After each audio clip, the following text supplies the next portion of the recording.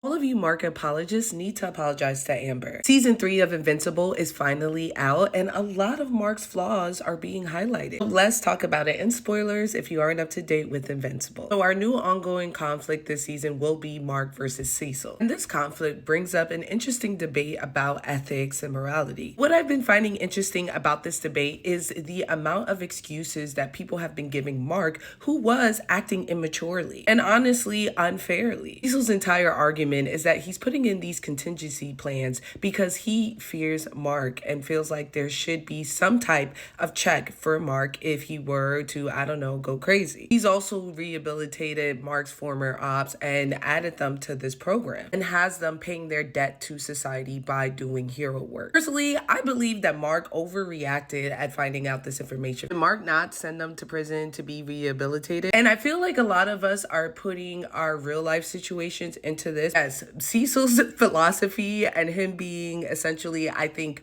correct is government propaganda. Nolan's whole story arc, especially when you guys see where it goes, is fascist propaganda. So, we can't really nitpick there. In this case, as Cecil mentions, Mark is being a hypocrite. His father punched him to Chicago. Mark not only forgave his father, he also brought his son back home, who is now kind of extending that philosophy. The point of those episodes is to show that Cecil is right in the fact that Mark is a teenager with immense power, the same way that Oliver is a child with power. Unfortunately, there is no one stronger than Mark on Earth. I think Mark murdering Angston is a perfect example of that because this wasn't an accident. He lost control, and there's a difference. So when Mark or Oliver loses their temper or decides to put justice in their own hands, there's no one to check them on. And that is reasonable for Cecil to try to find means to put that check in place. Just like Amber did when she was 16, 19-year-old Mark, his emotions get the better of him. This is what I mean about Amber being written, I think, correctly.